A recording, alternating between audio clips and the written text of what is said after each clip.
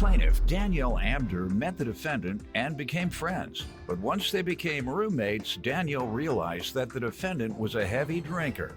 Danielle claims one night after an argument, the defendant got drunk, trashed her home, and vandalized her car.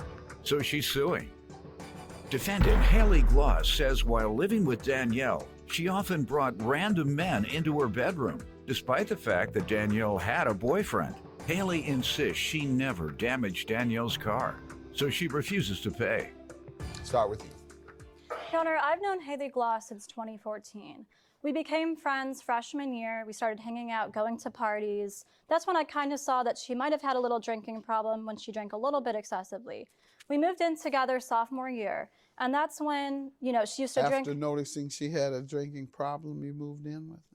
Well, Your Honor, I really didn't notice this as a problem freshman year. We weren't living together. I had a different roommate. I had seen her from time to time drinking when we went out, but it was never too much. She had mentioned to me that she had been drinking since she was 12 years old and that she had a high tolerance, but it really manifested that she had drank excessively. One time, specifically when we moved in together, we had a housewarming party, we had some friends over, typical kind of college night. The party went a little bit out of hand. Some of her friends drank way too much. One of them threw up all over the place. And instead of dealing with the matter, she fled the scene. She actually forgot what had happened the night before. And that's when I really realized that, she has an issue with drinking. And we're in this mess today because of her drinking issues, sir. We'll get to the specifics, but let me allow her to give some background. Okay. Danielle was my former best friend, roommate, and she was very nice. We got along very well. We didn't hang out that often, and I was dating someone at the time, and I was always with him. His name wasn't Jack Daniels, was it? The guy you were dating? Oh, okay. Go ahead. She started dating someone, but when I was always at my boyfriend's house, when I would come home, I would go up because we had like rooms next to each other. She would have guys in her room, and I'd be like, "Oh, does your boyfriend know?" And she'd be like, "No, why not?" Well, that's wrong, actually. Oh, who was the guy in your? They were actually friends from my dorm, so I don't know what you're talking about. And anyway, guys have nothing to do with this case. It's your drinking that has led us to you vandalizing my car. Let's talk about the drinking. Did you have a drinking problem? I did not have a drinking problem. We had occasional parties. We're college students, and yes, I did get too drunk the one party, but the one she's leading up to just. Okay, let's hear what the incident is. Okay, well, go ahead. This incident occurred on May 6, 2016, and that was Springfest at the University of Akron. Kidden came to perform, and a lot of people have house parties and things like that. So I invited some friends over, and Haley was one of them, as well as my witness who's here today. And I said, okay, you could bring a few friends, come at 3 or 4. First of all, Haley was late. We started drinking before she came because she said she was coming at a certain time, and she was late. She didn't tell me she was coming late. And so my neighbor was having a party, so we actually ended up going to there. Then she said she's coming over. So we're at the neighbor's house, we're waiting for her, and then I come back to the house, and the house is trashed. 3 bottles of alcohol is gone. The house that you all shared? The house, at this time, we were not roommates anymore. She had left to stay home with her mom, so just a mess everywhere, and Haley was not in sight. I call her, I say, how could you do this? Come to the house, grab your stuff, you're not allowed back at this house again. Why do you think she would do something like that? Because you all didn't wait on her?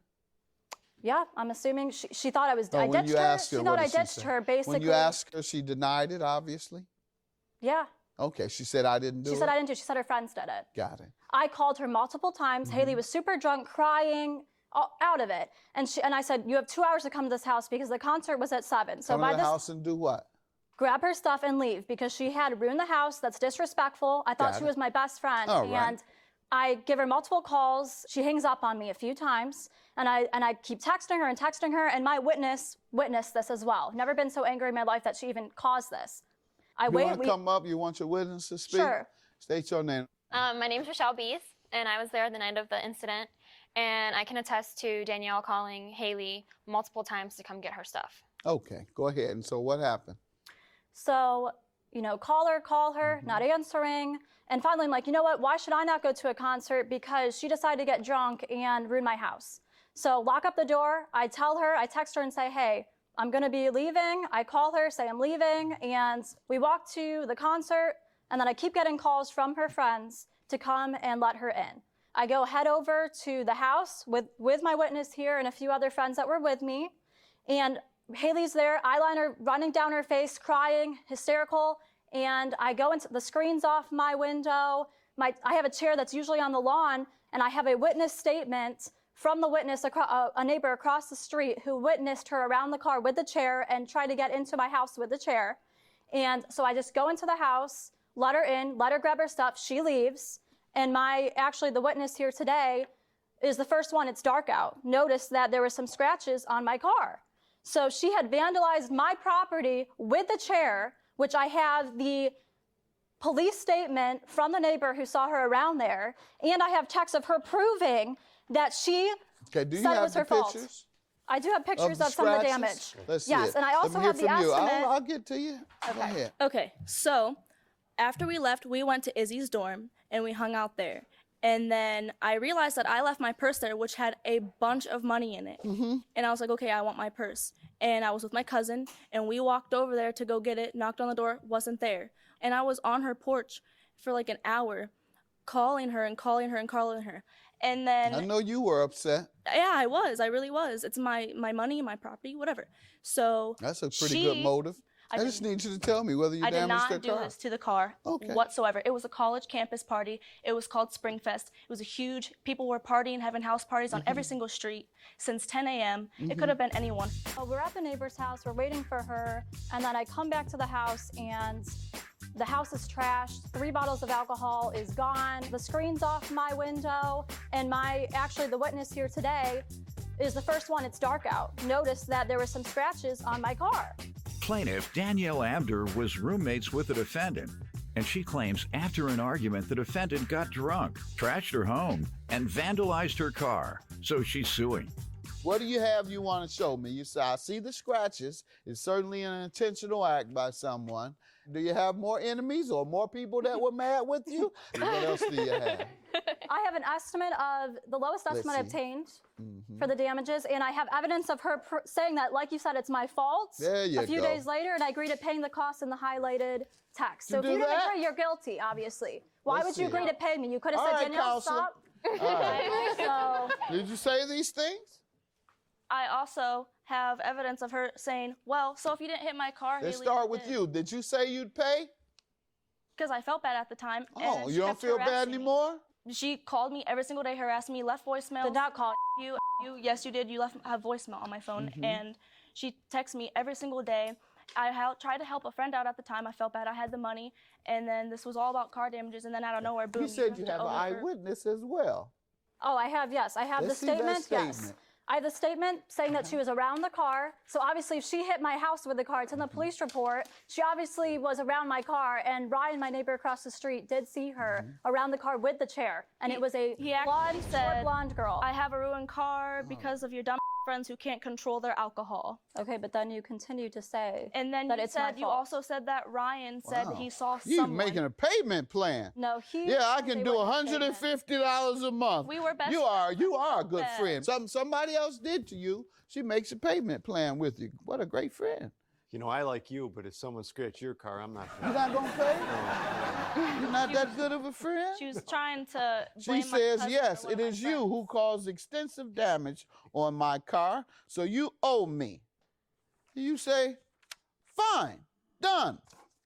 And you have eyewitness statement here. Do you know Ryan?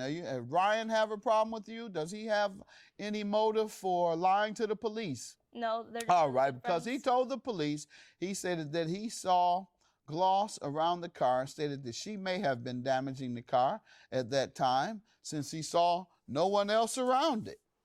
All right. And so with all this evidence, I'm going to grant you your judgment. Have a good day.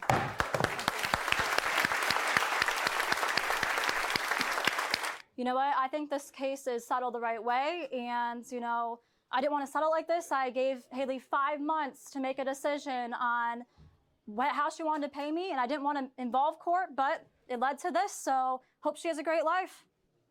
All I know is that she's a mooch, and I didn't do it to her car, so she has the money now, so she's happy-go-lucky.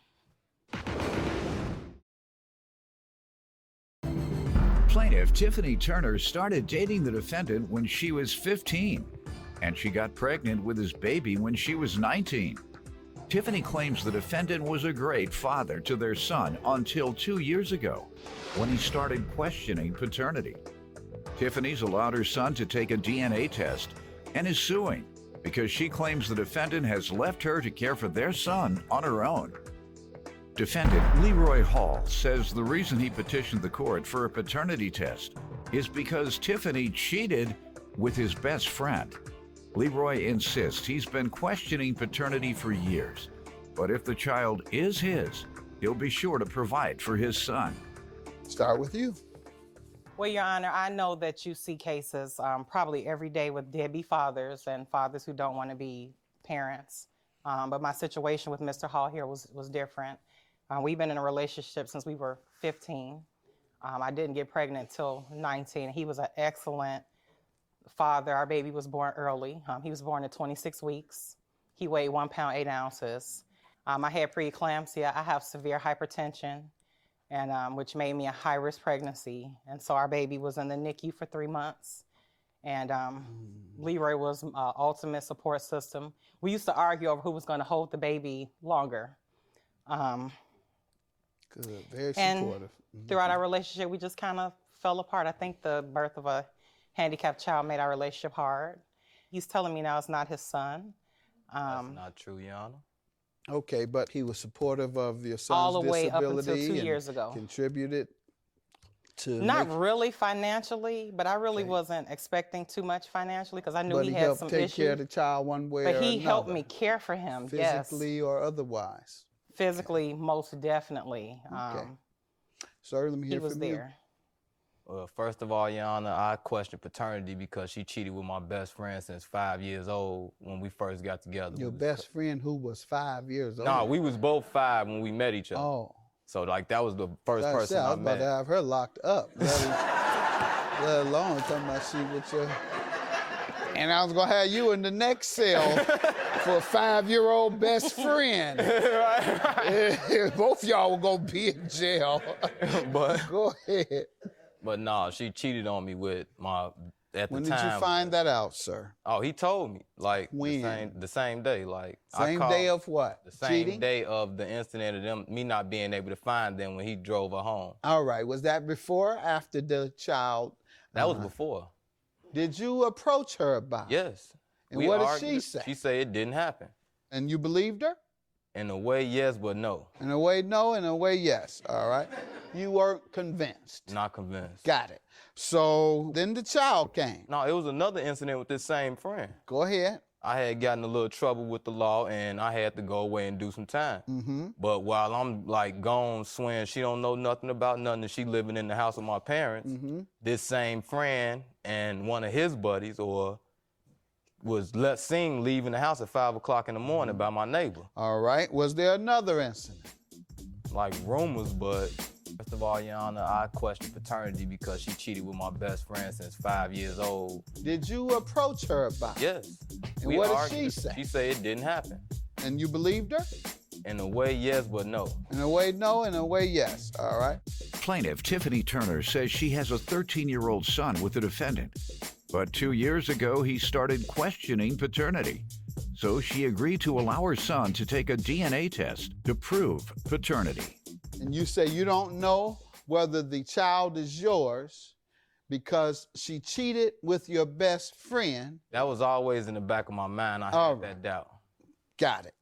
And you never expressed that doubt. Yeah. Watch this. Until you broke up. No, Oh, I before always, breaking up. Yeah, I always told her that. How old was the child when you began to doubt and you told her about your doubts? He was,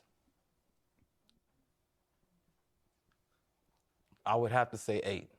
Okay. Ma'am, when did he first question the paternity of your Well, child? to my recollection, the first time I heard a question of paternity of my son, I caught him with a female in my house. What year, ma'am? It was 2014. And that's when she says you came to her and questioned the paternity, which is something not unheard of. In fact, it's done regularly.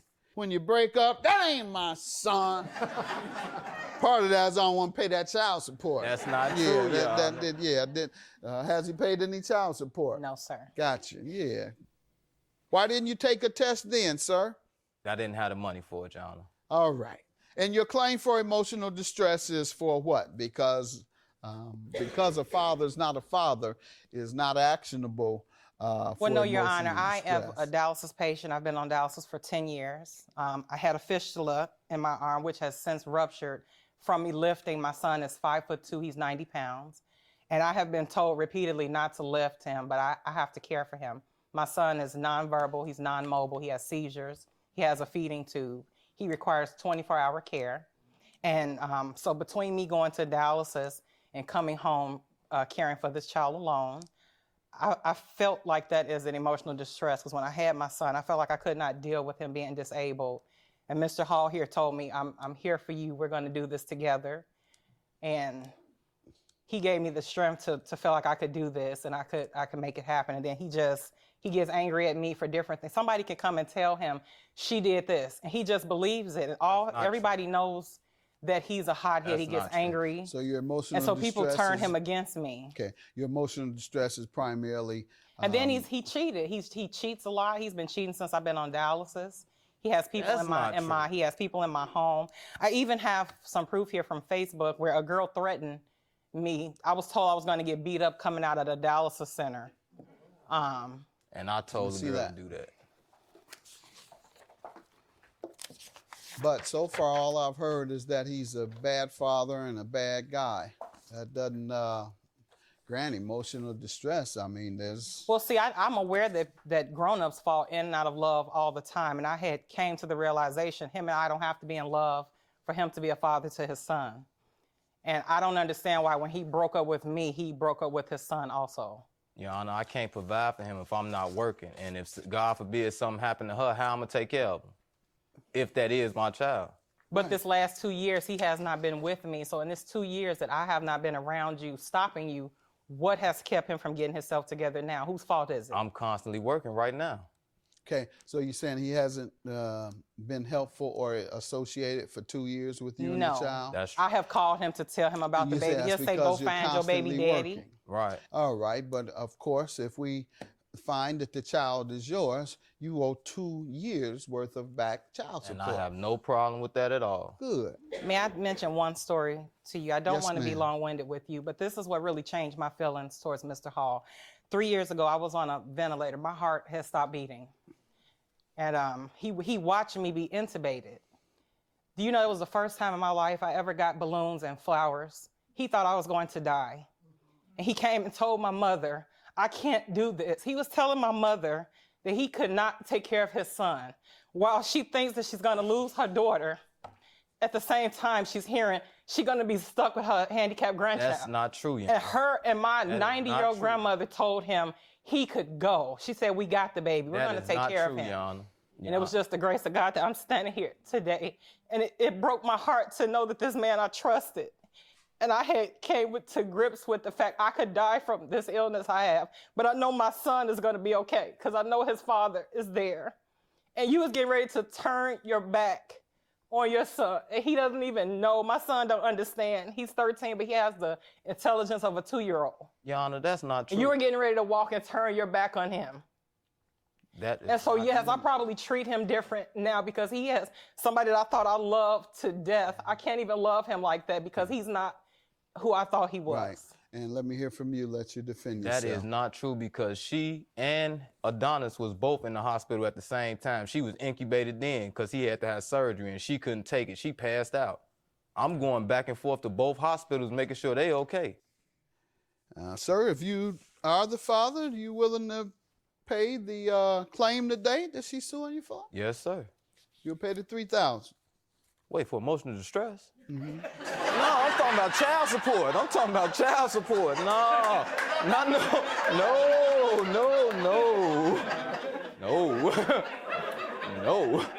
Child support, yes. Emotional distress, no.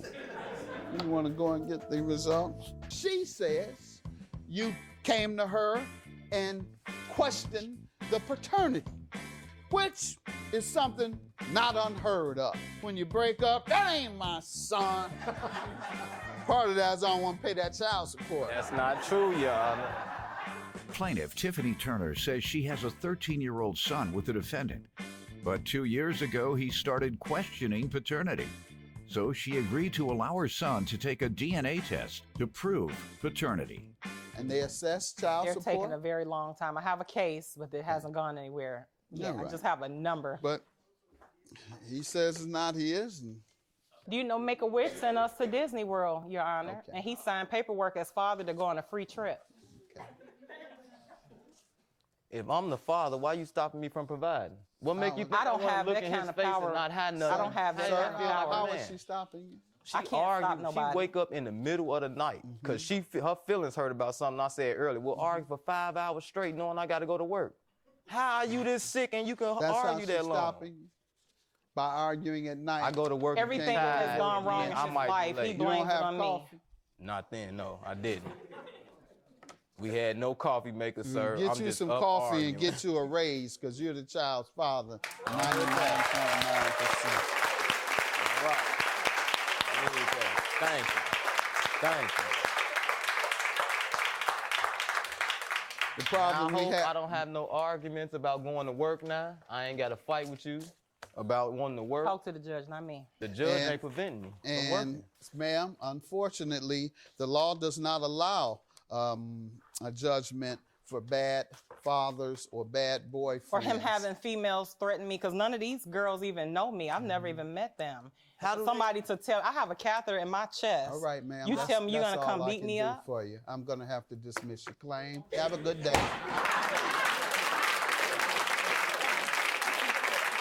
Now I'm gonna be there for him. Like I could spend time with him and not have to worry about me having to argue with her about little petty stuff.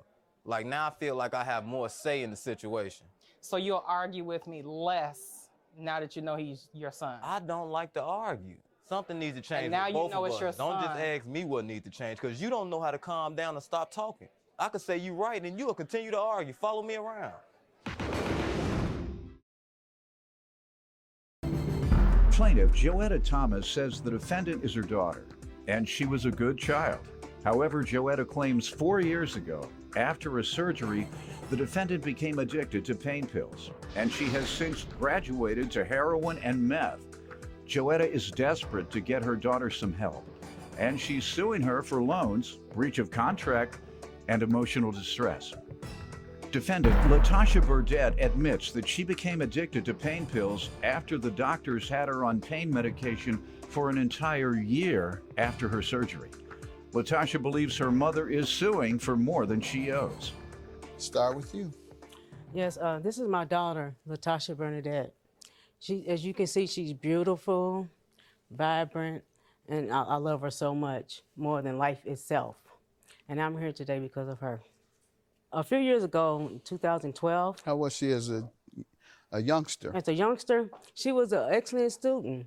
She attended band. She was well-known in school. And when they had the football games, my son played on the football team. Latasha came out playing the drums. She was fluent in music. She can read sheet music. She played 3 different instruments. She's very intelligent. And in 2012, Your Honor, my daughter, she had surgery, and she was prescribed pain medication. And Know what you're going to tell it's me. about Go ahead. awareness, Your Honor. This is bigger than the loan. This is about awareness for the world that when you take pain medication, you have to be careful. You can become addicted to it. And then when the doctor cut off the pain medication, she would go on the streets and buy them. Yeah. And she used her rent money. She used money for her husband would give Did up she for ever the go car to heroin payment. after that? Your Honor, yes. Just 2 months ago, yes.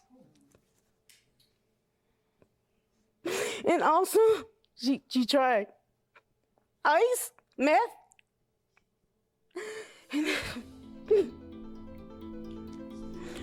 Plaintiff Joetta Thomas says the defendant is her daughter, and Joetta is desperate to get her some help because she's addicted to drugs, and 2 months ago started using heroin and meth.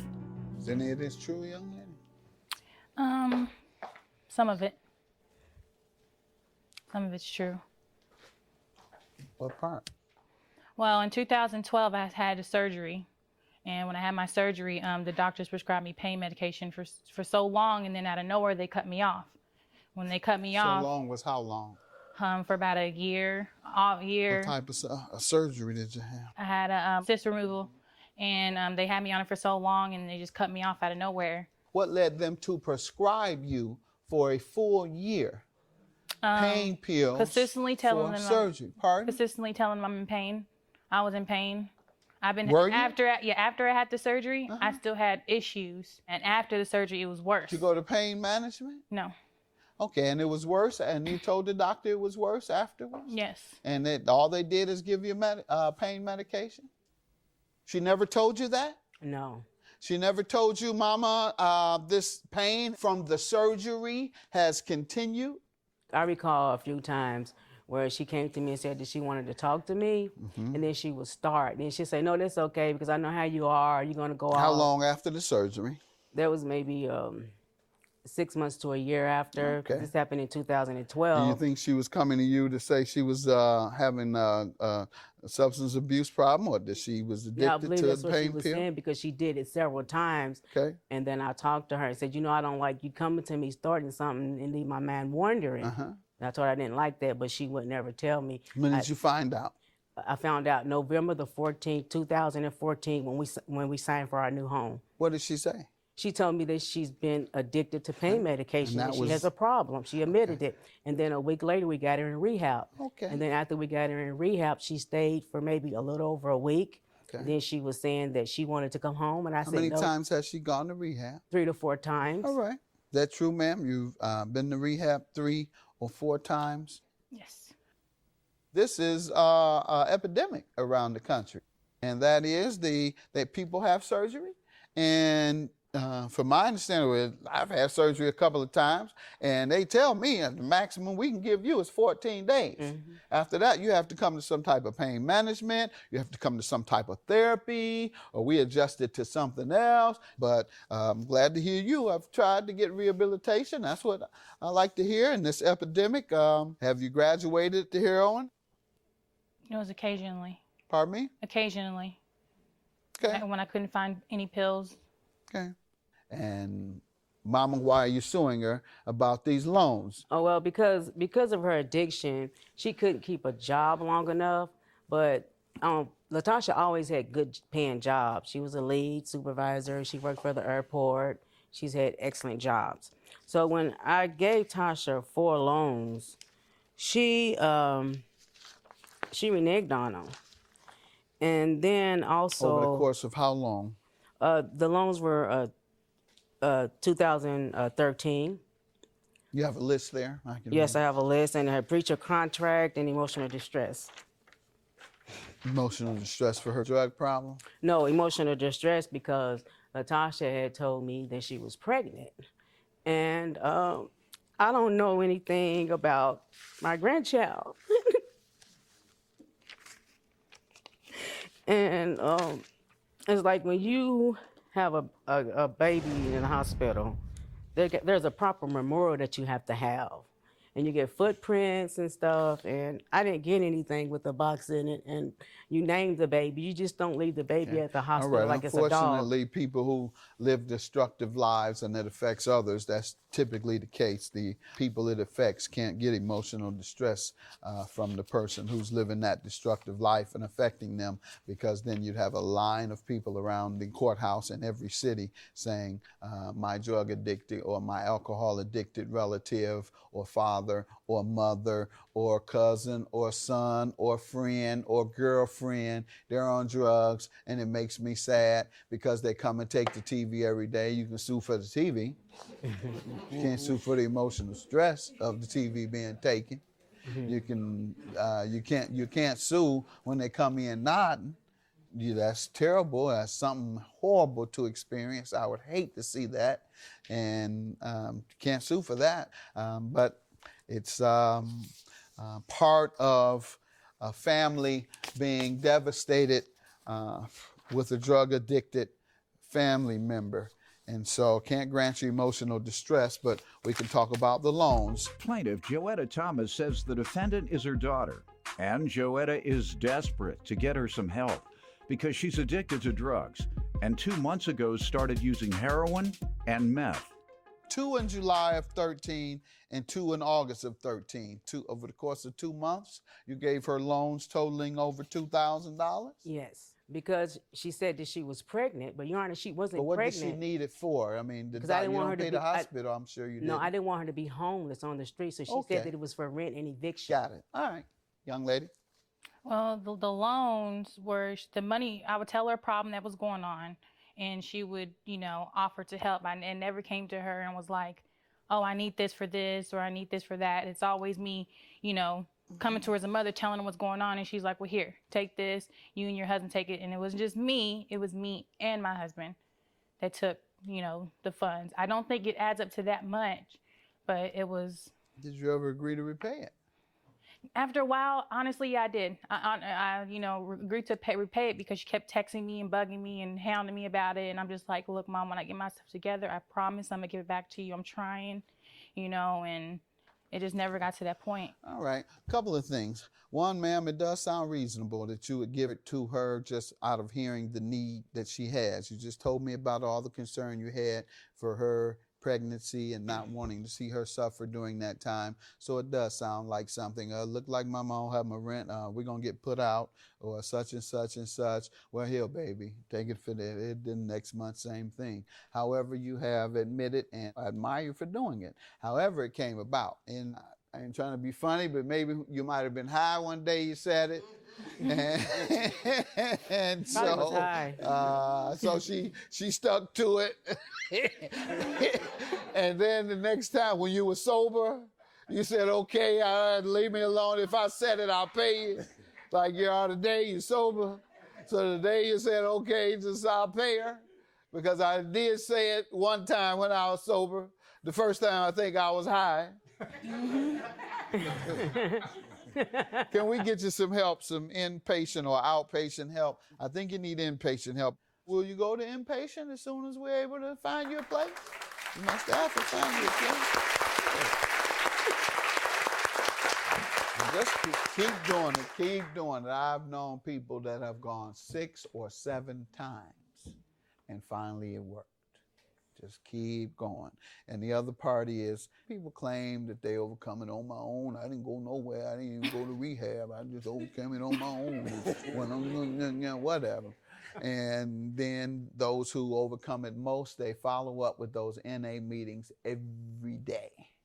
Every day. If you get a job, you go at night. Or you go in the morning at 7 a.m. and then you go in the evening at 8 p.m. when you get off. I know my closest friend in life, he had probably a 15-year crack addiction. And when he was ready to come off, he went to rehab and came to me and said, can he work with me and help him advance himself? And ultimately, he became one of the top officials in the county. He went to NA twice a day for at least that first year. Then he may have backed up that second or third year and went once a day. And he went once a day for at least 5 years. And then he went once every other day at least for another 5 years. And then maybe once a week for another 5.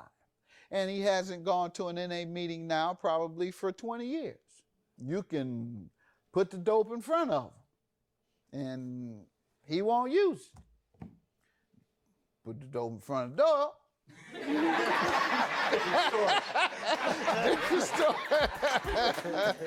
Plaintiff Joetta Thomas says the defendant is her daughter, and Joetta is desperate to get her some help because she's addicted to drugs and 2 months ago started using heroin and meth. This is horrible what's happening with this. It got to come up with a different way to treat folks and to avoid addictions with this medicine. Good luck to you, all right? We're going to hook you up. All right, judgment for the plaintiff, with the exception of the emotional distress. Have a good day.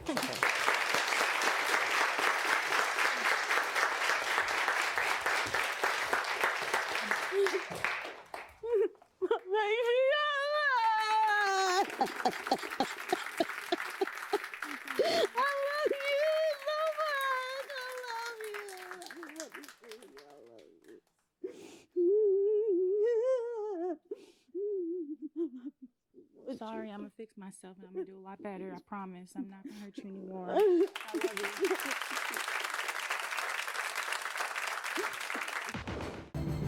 Plaintiff Ryan Lightfoot dated the defendant for 5 years, and they lived together. Ryan claims after things got bad and they broke up, the defendant tried to attack his new girlfriend, who's with Ryan in court today, and he's suing her for attorney fees. Defendant Rebecca Smith says Ryan physically abused her more than once, and he also assaulted her sister. Rebecca's countersuing for unreturned property. Start with you. Me and Rebecca Smith were together for 5.5 years, started dating in 2010. We got a place together, and on her birthday, we got into a fight.